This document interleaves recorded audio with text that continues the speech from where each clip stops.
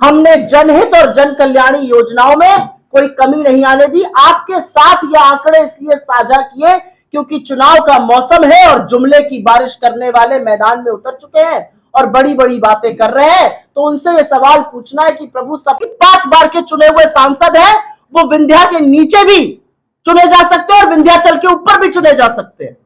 उन्होंने तो दिखा दिया वायनाड से चुनकर। मोदी जी जाए लड़ ले वायनाड, मोदी जी जाए कर्नाटका, तेलंगाना, तमिलनाडु, केरल, कहीं भी लड़के दिखाए, नहीं लड़ सकते हैं। तो दूसरे के लोकतंत्र को अपमानित करना छोड़ दीजिए।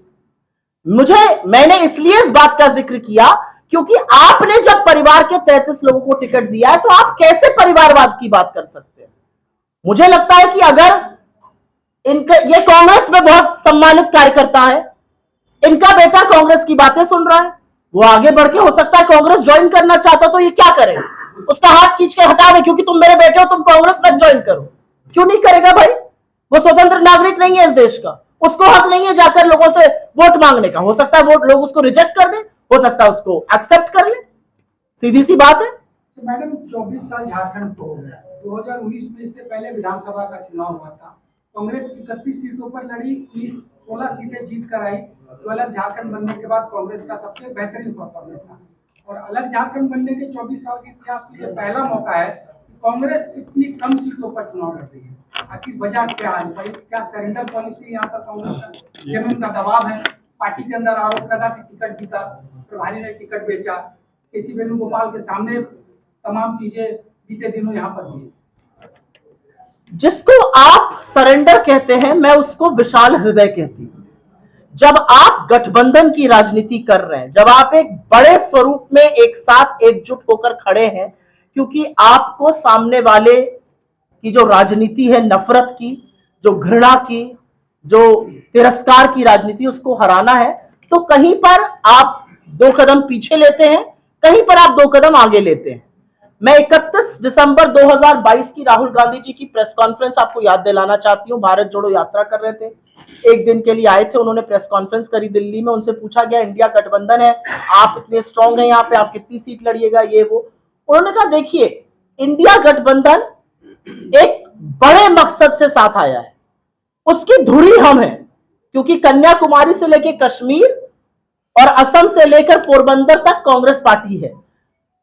क्योंकि हम उसकी धुरी हैं, तो कहीं पर हमें ही ज्यादा सैक्रिफाइस और त्याग करना पड़ेगा।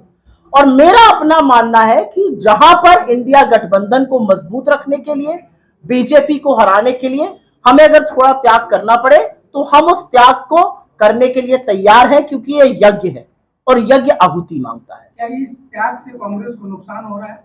मुझे लगता है देश को फायदा होना चाहिए, और जब देश को फायदा होगा तो हम सबका फायदा होगा।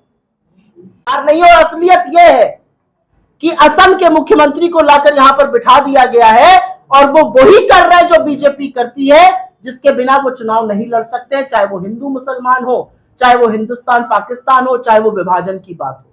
हम मोहब्बत की बात करते हैं, हम प्रेम की बात करते हैं, हम उन लोगों की बात करते हैं जिनको संविधान ने हक दिया है। और मेरे नेता जैसे कहते हैं, इस देश के संविधान की रक्षा के लिए अगर हमें अपने प्राणों की आहुति देनी पड़े तो हम देने के लिए तैयार हैं।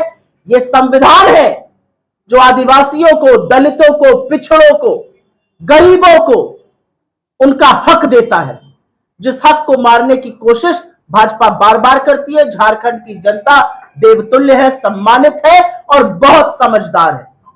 और जहां से भी खबर आ रही है हमारी दोबारा से सरकार बनने जा रही है, हम अपनी जन कल्याणी जनहित योजनाएं जारी रखेंगे, उनको और भी बेहतर बनाएंगे।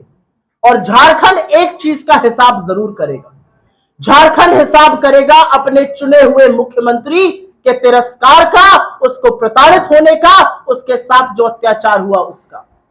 झारखंड हिसाब करेगा कि जब चुनाव हो रहा था, जनरल इलेक्शन, तो झारखंड के मुख्यमंत्री को 2 दिन के लिए भी प्रचार के लिए नहीं निकलने दिया गया था। झारखंड बहुत सारे हिसाब करने जा रहा है।